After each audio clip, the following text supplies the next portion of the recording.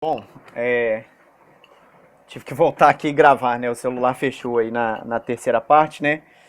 Se você por acaso caiu aqui, meu nome é Valdinei Costa, sou professor da UERN, né? Tô gravando uma série de vídeos aqui das aulas de Ecumenismo e Diálogo Interreligioso, porque meus alunos não estão podendo ter atividade presencial, né? A gente suspendeu as aulas para ajudar na contenção do coronavírus aí. Mas enfim, né? Aqui é só a conclusão. No último vídeo, né? Eu empolguei ali, acabei passando mais. Era para ser um vídeo de até 50 minutos, né? Acabei passando, o celular fechou, né? Porque ele tem tem um dispositivo que ainda não entendi qual é, que atinge determinado tamanho, o arquivo ele corta, né? Então a aula ficou cortada aí pelos meios. Eu estava trabalhando aqui com um texto do Elivaldo Custódio e do Remy Klein sobre ecumenismo, sobre diálogo interreligioso e ensino religioso. Ele estava conjugando essas duas coisas, né? Eu fiz uma série de críticas, assim, e reservas à literatura sobre ensino religioso, assim, eu acho que meus colegas não vão gostar nada disso, e apresentei também as minhas reservas quanto à literatura de diálogo interreligioso. Aí eu acho que eu mexi num vespeiro, né? Eu vou tomar uma série de críticas sobre isso. Mas, enfim, né, na prática, né, o que está acontecendo é que eu estou tentando desteologizar essa discussão e despolitizar uma série de coisas. Não despolitizar no sentido de não ter militância, mas mudar a militância de foco, assim. Muitas vezes as pessoas ficam muito nesse foco, assim, de que, é preciso falar de outras religiões, não pode mais ter um ensino que fala de uma religião só, e se esquecem de que o que a gente precisa mesmo é profissionalizar a educação do Brasil, assim. Passou do momento, assim, das pessoas fazerem outra coisa e usar a ideia de ser professor como um bico. Entendeu? Eu estou lutando pela profissionalização do ensino religioso, é isso que me interessa, e por isso que eu acho que a ciência da religião é importante para o professor de ensino religioso. E do outro lado, o diálogo interreligioso, eu entendo a relevância da teologia. Eu não estou lutando contra isso. Eu só estou preocupado em qual o lugar disso.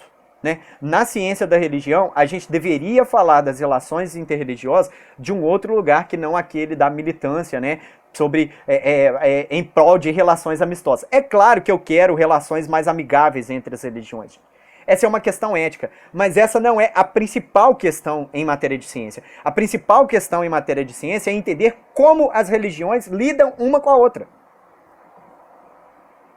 E aí não vai adiantar, assim, determinadas coisas, né? Por isso que eu teci uma série de críticas aí, né? A alguns textos, né, e depois fui lendo algumas passagens aqui, né, não pude ler tudo, vocês me perdoem, assim, eu não tenho muita experiência com esse negócio de vídeo, então tá difícil para mim concentrar tanto no que eu tenho na cabeça, a leitura do texto e mais o controle do celular, assim, tá sendo uma novidade para mim, então vocês vão tendo paciência aí também. Mas, só o finalzinho do vídeo aí, só para eu não perder o fio da meada aqui. Olha só, o Remy Klein e o Elivaldo Custódio, na página 74, que é para mim a mais importante do artigo que eu indiquei, vou deixar aqui na descrição do vídeo também para ajudar, né, o que os autores fazem? Né? Eles dão aqui uma série de condições para o diálogo que poderiam ser úteis ao professor de ensino religioso. Assim. Só que as condições que eles dão são condições muito engajadas teologicamente. Assim. Eles estão falando aqui de honestidade e sinceridade, e antes disso falando de humildade. Nessa situação, assim, eu sinceramente não consigo entender isso como uma contribuição relevante para o ensino religioso. Assim. Pode ser relevante para uma educação. Tá bom? Perceba aqui o que eu tô falando, né? Uma educação em matéria de religião, se você quer falar isso teologicamente, você fica à vontade para fazer. Agora, o professor de ensino religioso escolar, eu acho que ele tinha que se engajar em outra coisa. Ele tinha que engajar em um bom entendimento do que são as religiões, né? E quais os fatos envolvidos nisso. Daqui a pouco eu vou dar uns exemplos aqui para ajudar. Mas olha só. Mesmo com essas reservas no texto aqui dos autores, eu já tinha alertado antes, né, para o quanto eles foram sagazes ao colocarem o pluralismo como aquilo que faz a ponte entre as discussões de diálogo interreligioso e as discussões de ensino religioso, perdão, né? As discussões sobre diálogo interreligioso e as discussões sobre ensino religioso, elas estão separadas. Esse é talvez um dos únicos artigos que tentam juntá-las, assim, no Brasil, né? E quando você junta diálogo interreligioso e ensino religioso, qual que é a ponte aqui entre eles, né? É o pluralismo. E olha só como é que ele coloca, né? No antepenúltimo, né, parágrafo, né, ele ainda vai ficar naquela da militância dele, que tem que ter assim, um respeito à diversidade, uma cooperação criadora e tal, tem uma questão aqui, mas aí ele dá a sentença que eu acho que é a mais objetiva, assim, do ponto de vista dos critérios de um estudo científico das religiões. O pluralismo religioso não pode ser visto como um mal ou simplesmente uma etapa conjuntural a ser superada pela vontade missionária de complementação, né? Desculpe a piada aí, né? Mas não vai acontecer o que a Ludmila Ferber fala, né? Que vai tudo virar crente, né? Não vai. Né? Desculpa. As pessoas não vão ser de uma única religião. Assim. A gente tá caminhando, os dados que a gente tem é de uma pluralização cada vez maior. E as próprias religiões vão multiplicar muito as suas formas. Vocês veem o que está acontecendo com os evangélicos, né? Tem evangélico de todo jeito já. Tem católico de todo jeito. O povo de terreiro, gente, é muito plural, assim. Você pega um barracão de Jurema aqui no Rio Grande do Norte, ou uma Casa das Minas lá no Maranhão, com um candomblé de São Paulo, com um terreiro de batuque do Rio Grande do Sul, assim, às vezes até o nome das entidades muda. Por exemplo, né, aqui a gente fala de Exu, né, mas lá no Rio Grande do Sul seria o Bará. Entendeu? Então tem algumas questões, assim, as religiões são muitas. E não há nenhuma chance assim das religiões mudarem. Agora, qual que é a questão que o Remy Klein coloca, junto com seu orientando, né, o Elivaldo Custódio, né, nesse texto aqui, e que eu acho super pertinente, assim, é que o pluralismo não é um mal, a princípio, para a ciência da religião, não. Teologicamente, se você tem uma teologia exclusivista, você vai enxergar o pluralismo como um mal, talvez, né? Não sei, assim, desconheço alguma teologia exclusivista que defenda que a minha religião é a verdadeira e as outras são todas falsas, né? A minha é melhor, assim, que não veja algum problema com o pluralismo. Essas teologias que vão nessa linha de defender a minha contra as outras, geralmente essas teorias, essas teologias, desculpa, elas veem o pluralismo como um mal, né? Mas ao mesmo tempo, o pluralismo também não está parecendo ser uma etapa, assim.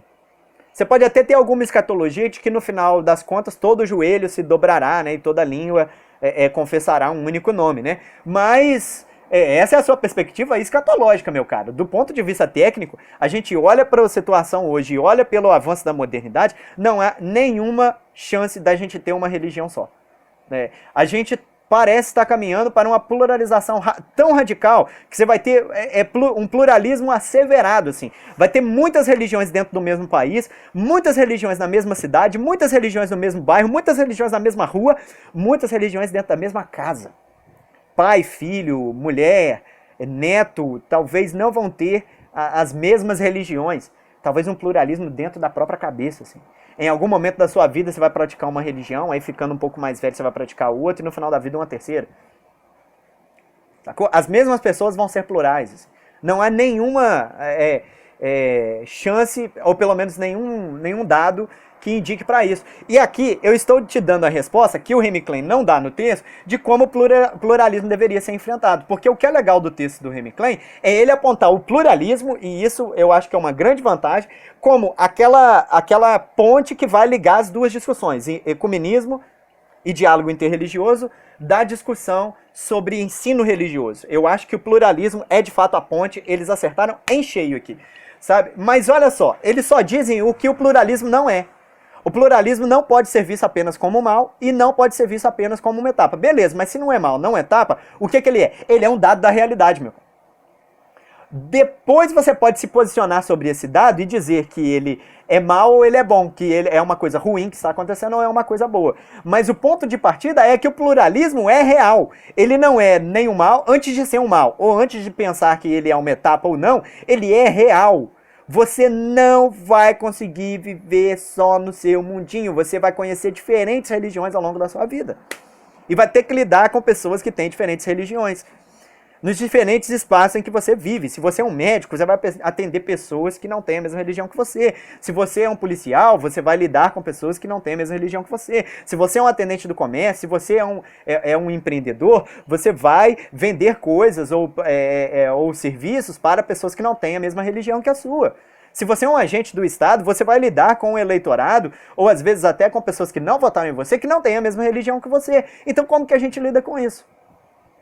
O critério do pluralismo, ele é o critério por onde a gente vai entrar no diálogo interreligioso e forçar a mão aí, nessa questão de que o pluralismo é um dado da realidade. Entendeu? O que isso significa? Significa que a gente não vai ser exatamente um militante a favor de minorias. Porque minorias, desculpem avisar, né, assim, se matarem o carteiro, pelo menos leiam a carta, né? Desculpe avisar para vocês, mas minorias também podem cometer excessos em matéria de liberdade religiosa. É muito fácil você falar que minorias não são violentas, porque, ora bolas, por elas serem minorias, é que elas têm menor acesso às armas. Inclusive as do Estado. Agora muda a inversão que você vai ver. Você acompanhando a história do cristianismo, você contempla isso. Assim, quando o cristianismo é maioria, ele oprime. Quando ele é minoria, ele é perseguido. Assim, esse é só um exemplo do que acontece com outras religiões. Acontece com o budismo, acontece com o islã, acontece com inúmeras religiões. Assim, quando elas são minorias, é fácil elas se recatarem e defenderem um ideal de laicidade, um ideal de um mundo pluralista, em que as religiões têm que forçar algum mínimo denominador comum. Sacou? Quando você é minoria, isso lhe interessa demais. Agora, a situação das religiões majoritárias é completamente diferente, assim, porque elas têm maior acesso às armas. Aí a democracia milita contra a república. Olha só que coisa maluca. Né? A democracia é o regime grosso modo, né, do maior número de pessoas possível, né? Ou o regime da maioria, né? Então, ou seja, uma maioria religiosa pode se articular em algum momento, tomar as armas do Estado e agir contra o bem comum.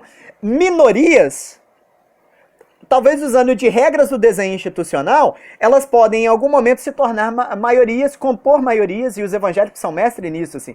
Eles são minorias. Não é proporcional aos católicos, mas em algum momento eles podem se compor com a maioria católica e impor determinadas decisões.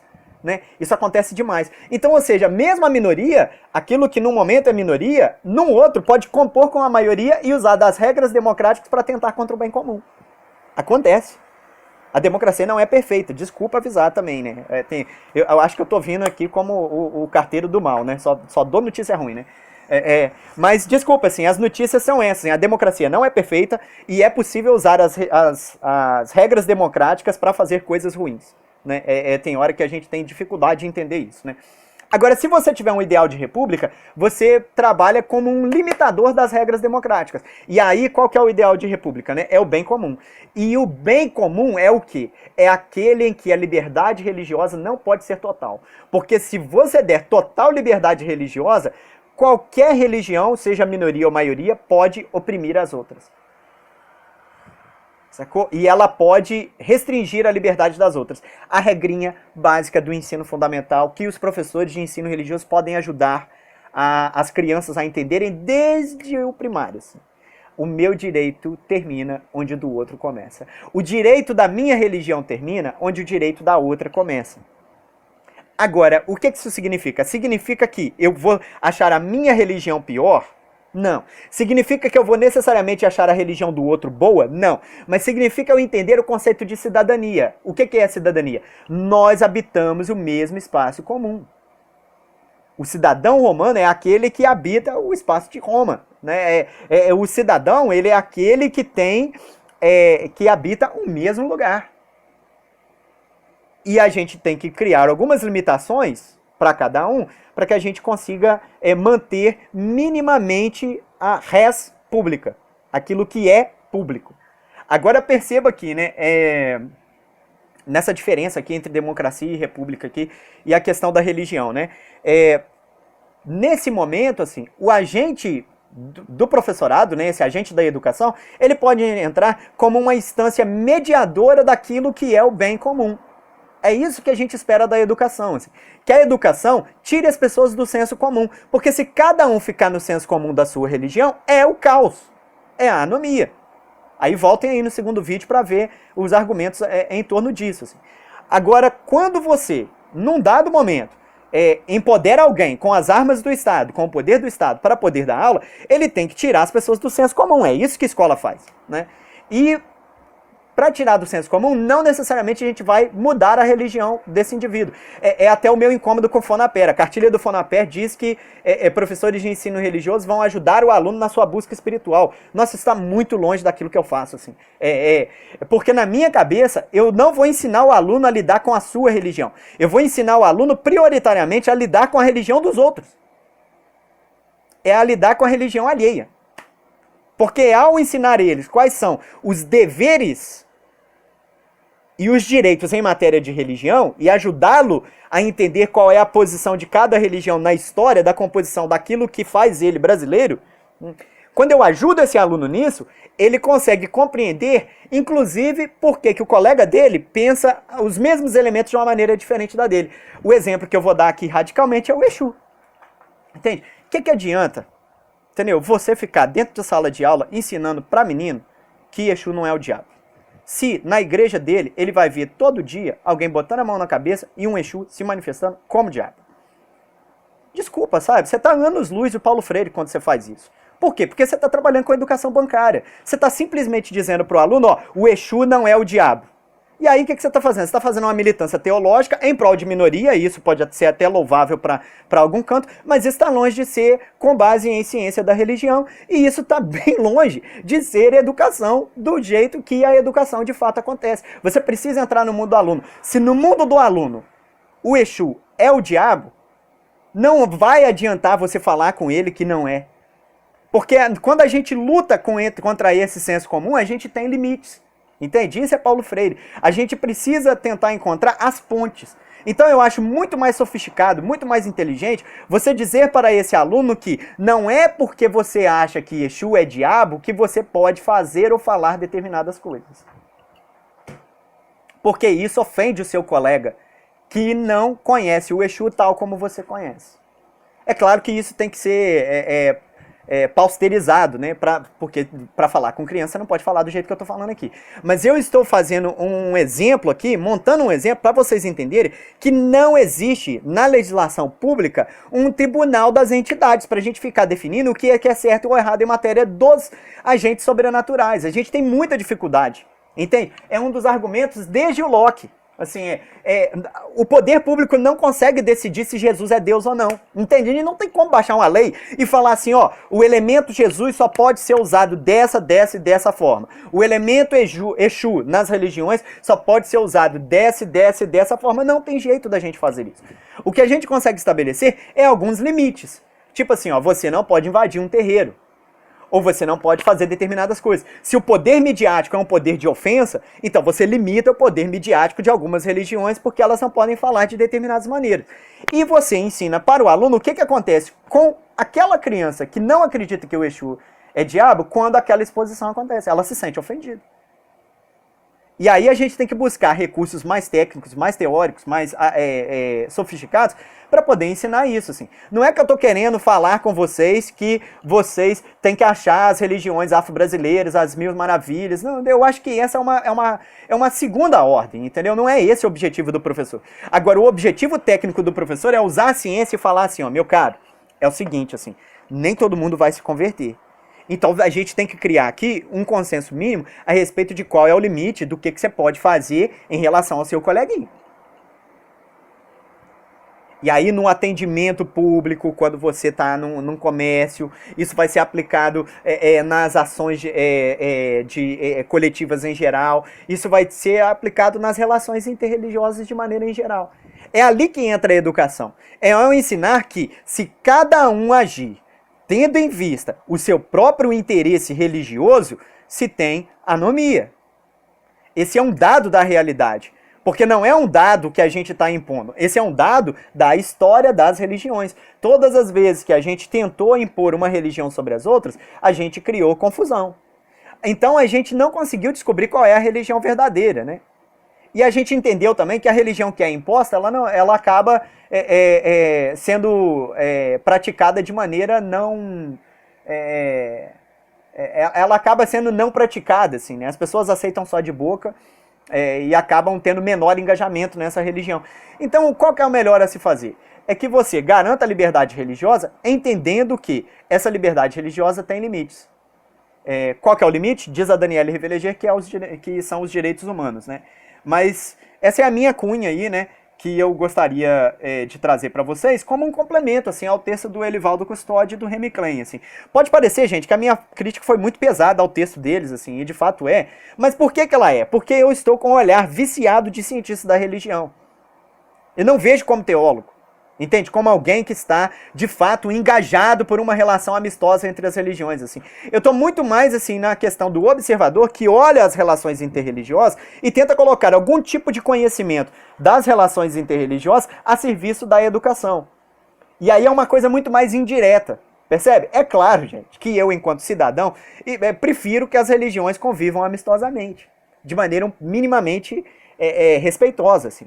Só que eu estou preocupado de fazer isso indiretamente. A minha preocupação maior é entregar aos alunos os dados necessários para que eles entendam tudo o que aconteceu nas relações interreligiosas. Né? E por que, de certa maneira, surgiram movimentos defendendo ecumenismo e diálogo interreligioso. Eu estou muito mais preocupado com o porquê do que o como fazer. Né? Eu estou muito mais interessado assim, em entender o como, né? Como isso tem sido, do que o como deve ser feito, né? Eu, como cientista da religião, eu me preocupo mais com isso, assim, né? E aí a gente vai mostrando, por exemplo, que é uma coisa didática, assim, tem um aluno meu que é muito sagaz, assim, é meu orientando, que é o Jadson, que a gente, lá no segundo período, a gente foi fazer uma atividade prática, né, que era a elaboração de um plano de aula, e os alunos ficaram elaborando o mesmo plano de aula várias vezes, né, assim, né? Então eu elaborava, eu corrigia, aí eles faziam o plano de aula de novo, voltava, eu corrigia. Então eles não deram a aula, mas eles elaboraram um plano de como dariam a aula. E o Jadson, ele foi sagaz, assim, né? Ele na aula dele, ele queria contar, foi uma aula pensada assim para o ensino fundamental segundo momento, né? Assim, né? Segundo ciclo, né? Que a gente fala, do fundamental, mais ao finalzinho, e ele elaborou uma aula sobre violência em matéria de religião. E qual que era a ideia do Jadson, né? Era apresentar didaticamente, talvez em uma ou várias aulas, assim, como que cada religião dos alunos já sofreu algum tipo de violência. Então a ideia era contar um caso em que evangélicos sofreram violência, um caso em que católicos sofreram violência, um caso em que o povo de terreiro sofreu algum tipo de violência, um caso em que espíritas sofreram violência, sacou? E ir mostrando eles, porque ao contar o caso, sacou? Você produzia didaticamente uma certa empatia na situação de sofrer a violência. E a partir daquilo ali, você induzia os alunos a necessidade de se conscientizar de que a violência religiosa existe. E a partir dali, eles podem deduzir o que fazer em relação a isso, mas mostrar a eles, né, caminhar para um critério. Perceba que é muito mais indireto, assim, porque a informação importante é a informação sobre como se dá a história das religiões. Não necessariamente o que você vai fazer em relação a isso. Sacou? Todas as vezes que a gente é muito agressivo assim, a respeito de como tem que ser a religião do aluno, pra mim você está fazendo educação bancária. Assim. Você está anos-luz de Paulo Freire. Assim.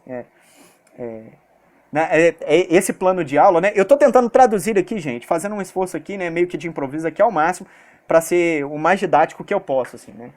O que meus alunos vão fazer a partir disso? Né? Aí vou até abrir para vocês para ver a minha questão aqui. Né? Olha só como que o poder público não pode mais se abster de religião, né? A gente até brincou em 2016, né, que toda vez que alguém me perguntar para que serve ciência da religião, eu vou falar, né, para cair no Enem, né? Porque foi a pergunta da redação do Enem. Essa é uma piada de um amigo meu cearense, né, que é o Ismael, e eu adoro, assim, né? Por que tem que estudar, né, ciência da religião, né? Porque cai no Enem. Desculpa, né? Mas assim, para além dessa resposta mal criada, tem uma resposta mais elaborada, assim, o Estado está tão preocupado que a Secretaria de Direitos Humanos da Dilma tinha um departamento específico para cuidar só de religião, juntou alguns dados, e esses dados, né, foram usados na redação do Enem de 2016. Qual é o exercício do final da disciplina? Né? Responder essa redação. Só que eu estou esperando dos alunos assim, uma resposta mais técnica, mais basilada pela ciência da religião, né, do que uma resposta de ensino médio, né? No ensino médio você tem algum tipo de reflexão. Agora, no ensino superior, eu estou esperando que as categorias-chave que nos permitem saltar do senso comum para uma análise científica das religiões apareçam, né? Eu estou esperando que pelo menos o critério do pluralismo religioso ou da tolerância, né? Que são categorias-chave assim na análise das relações interreligiosas, né? Eu estou esperando que essas categorias-chave apareçam, né, na prova, né? Fundamentalismo também é uma dessas características chaves, né? E que seja elaborado aí de um ponto de vista mais criterioso, né? Então a atividade, né, até você aí que está assistindo o vídeo, não é meu aluno, quer fazer o termo técnico, procura aí, né, redação do Enem, ano de 2016, e responda a redação do Enem, assim, né? A pergunta era lá, né, como caminhos para combater a intolerância religiosa, né? Um desses caminhos, né, a meu ver, né, é criando instâncias de mediação. Uma das instâncias de mediação, que é o que eu espero que apareça na resposta dos meus alunos, né, é o ensino religioso. Esse é um critério de avaliação, viu? Eu quero que os meus alunos falem de ensino religioso na resposta da redação do Enem. Assim, não sei como que isso vai aparecer, mas eu estou esperando, assim, que eles falem de ensino religioso, de pluralismo e dessa questão, né, de como combater a intolerância religiosa, né? Enfim, fica assim, gente, eu cansei, viu? Porque eu gravei isso várias vezes até chegar nesse vídeo. Eu acho que essa vai, né, pro YouTube. E eu tô trabalhando mais dentro de casa do que se eu tivesse ido pra sala de aula e dado aula. Mas enfim, né? Se for necessário fazer algum vídeo de pergunta, resposta, alguma coisa assim, eu volto. Mas por enquanto, assim, até mais. Beleza? Qualquer dúvida, assista o vídeo de novo. Um abraço.